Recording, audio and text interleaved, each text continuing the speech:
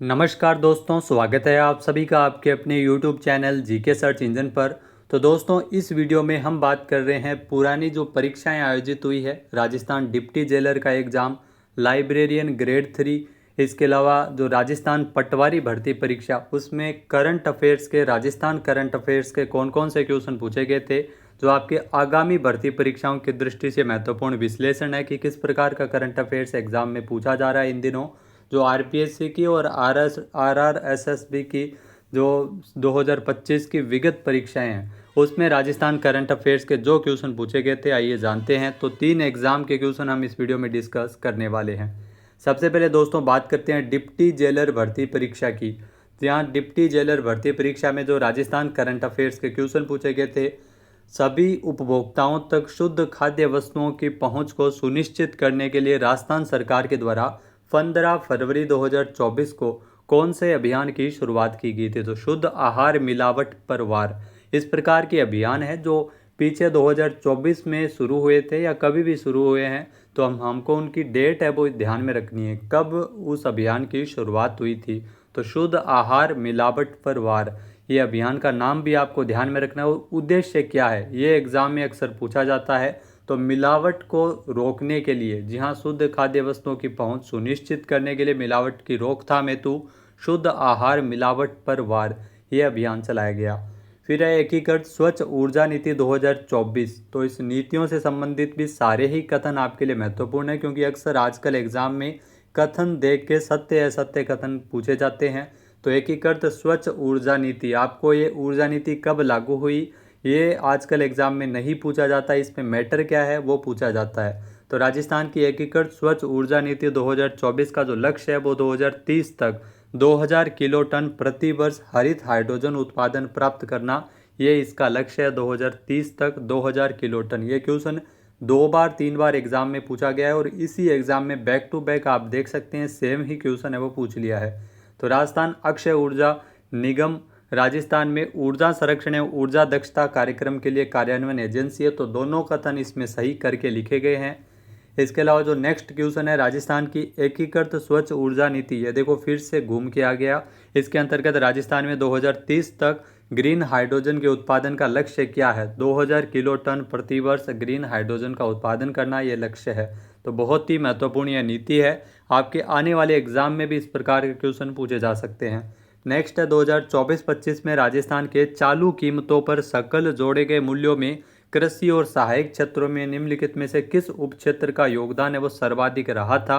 तो पशुपालन का योगदान है वो इसमें सर्वाधिक रहा था। नेक्स्ट है राजस्थान के कृषि क्षेत्र के विषय में सत्य कथन का चयन करना है। जो गलत कथन हमने हटा दिया, सही कथन इसमें 2024-25 के अग्रिम अनुमानों के आधार पर राजस्थान राज्य के सकल जोड़े गए मूल्य में चालू कीमतों पर कृषि और सहायक क्षेत्रों का योगदान 26.92% है, जो पूरे भारत के योगदान का 19.8% से ज़्यादा है। तो आर्थिक समीक्षा से जो क्वेश्चन पूछे जा रहे हैं, जो सकल राज्य मूल्यवर्धन आपको ध्यान में रखना है, कृषि सेवा क्षेत्र और इसके अलावा उद्योग क्षेत्र, इनका योगदान आपको ध्यान में रखना है कितने प्रतिशत है, सबसे ज़्यादा किसका, सबसे कम किसका, ये एग्जाम में आजकल क्वेश्चन पूछे जाते हैं। फिर है राजस्थान लॉजिस्टिक पॉलिसी 2025 के प्रावधानों के अंतर्गत राज्य स्तरीय प्रोजेक्ट इवेल्युएशन समिति के सदस्यों की संख्या चेयरमैन सहित कितनी रहेगी। तो 10 संख्या इसमें रहेगी। फिर है कि राजस्थान सरकार की योजनाओं के संबंध में जो कथन पूछ लिए गए हैं कि लाडो प्रोत्साहन योजना के अंतर्गत गरीब परिवार की बालिका के जन्म पर 1 लाख के स्थान पर अब 1.5 लाख रुपए की सेविंग बॉन्ड है वो मिलेगा। तो ये बिल्कुल सही कथन दिया गया है। फिर है कि लखपति दीदी योजना की श्रेणी में आने वाले स्वयं सहायता समूह के सदस्यों को 2.5% के बजाय 1.5% ब्याज दर पर 1 लाख रुपए का ऋण उपलब्ध करवाया जाएगा। तो ये भी बिल्कुल सही कथन दिया गया है। तो दोनों कथन सही है। नेक्स्ट है खेलो इंडिया यूथ गेम 2025 से संबंधित सत्य कथन का चयन करना है। तो खेलो इंडिया यूथ गेम 2025, इसमें राजस्थान ने तीसरा स्थान प्राप्त किया, ये ध्यान रखना, रैंकिंग आपको ध्यान में रखनी है। इसके अलावा कितने मेडल जीते ये भी आपको ध्यान में रखना है। तो 2025 में जो खेलो इंडिया यूथ गेम्स का आयोजन किया गया था, जिसमें 24 गोल्ड मेडल, 12 रजत पदक और 24 कांस्य पदक के साथ टोटल 60 मेडल है वो राजस्थान की टीम ने जीते थे, तीसरा स्थान प्राप्त किया था। नेक्स्ट लाइब्रेरियन ग्रेड 3 का जो एग्ज़ाम हुआ था 27 जुलाई 2025 को, उसमें राजस्थान करंट अफेयर्स के कौन कौन से क्वेश्चन पूछे गए थे। तो राजस्थान में निम्नलिखित में से किस प्राथमिक स्तर पर बर्तन बैंक विकसित किए जा रहे हैं। यहाँ दोस्तों बर्तन बैंक है ये ग्राम पंचायत के जो प्राथमिक स्तर पर विकसित किए जा रहे हैं। कोटा में आपको ध्यान में रखना है खेराबाद पंचायत समिति, यहाँ से बर्तन बैंक की शुरुआत है वो सबसे पहले हुई थी।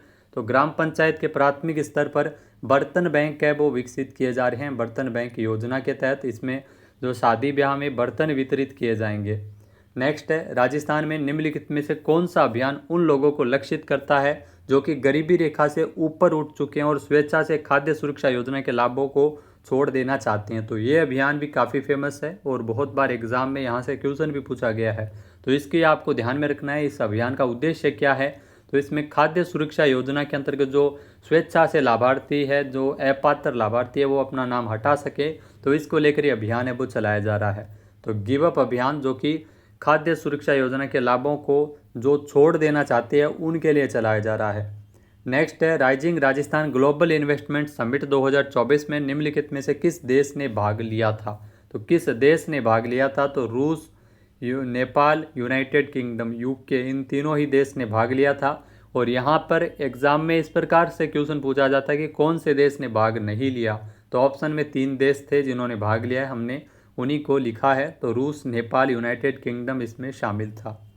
फिर है कि बेगम बतुल को 2025 में किस श्रेणी में पद्मश्री से सम्मानित किया गया। यहाँ दोस्तों मांड गायिका बतुल बेगम जिनको कला के क्षेत्र में पद्मश्री से सम्मानित किया गया था। इसके अलावा 3 व्यक्तियों को पद्मश्री पुरस्कार मिला था, बैजनाथ जी महाराज और बतुल बेगम और शीन काफ निजाम। तो तीनों ही नाम आपके लिए काफ़ी महत्वपूर्ण है, बहुत सारे क्वेश्चन यहाँ से एग्जाम में पूछे जा रहे हैं।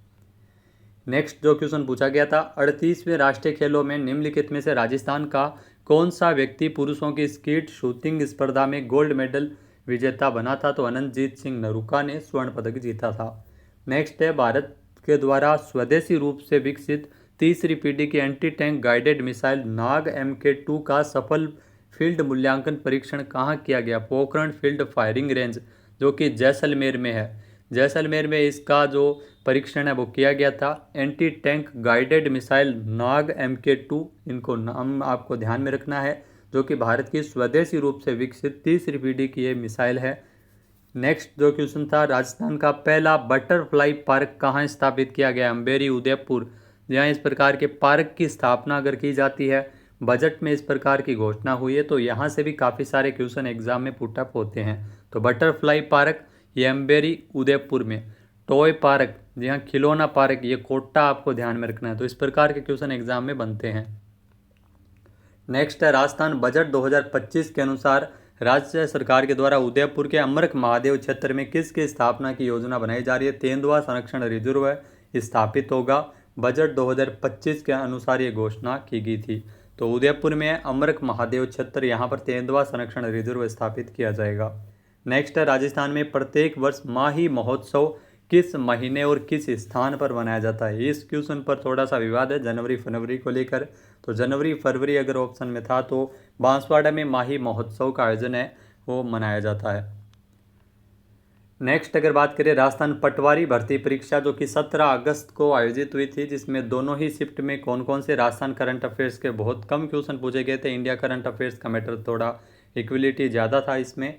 इसके अलावा अगर बात करें तो क्वेश्चन थे 10 फरवरी 2025 को राजस्थान लोक सेवा आयोग यानी RPSC के स्थानापन्न कौन है, यानी RPSC के उस समय अध्यक्ष कौन बने थे। तो उस समय कार्यवाहक बने थे कैलाश चंद्र मीणा। वर्तमान में ध्यान रखना उत्कल रंजन साहू जो RPSC के स्थायी अध्यक्ष बन चुके हैं। तो उस समय RPSC के कार्यवाहक अध्यक्ष थे कैलाश चंद्र मीणा।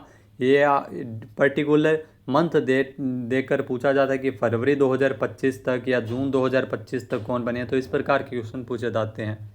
नेक्स्ट है राजस्थान की भारत पाक सीमा पर किस बल के द्वारा ऑपरेशन सर्द हवा चलाया गया था। तो ऑपरेशन सर्द हवा सीमा सुरक्षा बल BSF के द्वारा 22 से लेकर 29 जनवरी 2025 तक चलाया गया था, क्योंकि 26 जनवरी के अवसर पर जो घुसपैठ को रोकने के लिए ऑपरेशन सर्द हवा है जो सर्दियों में चलाया जाता है। गर्मियों में ऑपरेशन अलर्ट चलाया जाता है, ये भी आपको ध्यान में रखना है। नेक्स्ट है राजस्थान उच्च न्यायालय के वर्तमान में मुख्य न्यायाधीश कौन है जून 2025 के अनुसार। यहाँ पर जून 2025 का पूछा तो उस समय मनिंद्र मोहन श्रीवास्तव थे। उसके बाद में KR श्रीराम बने और ये भी वर्तमान में सेवानिवृत्त हो चुके हैं। इनके स्थान पर कार्यवाहक कौन बने हैं, ये आपको कमेंट करके अभी जवाब देना है। नेक्स्ट जो क्वेश्चन पूछा गया था, विश्व शिल्प परिषद ने राजस्थान से निम्नलिखित में से किस स्थान को विश्व शिल्प नगरी घोषित किया था? तो जयपुर को शिल्प नगरी घोषित किया जा चुका है। थोड़ा पुराना क्वेश्चन है। नेक्स्ट है, rising Rajasthan global investment summit 2024 का आयोजन कहाँ किया गया है? तो देख लो, ये भी 2024 का पूछा गया है। जो फेमस होते हैं जैसे rising Rajasthan global investment summit काफ़ी फेमस रही थी जयपुर में।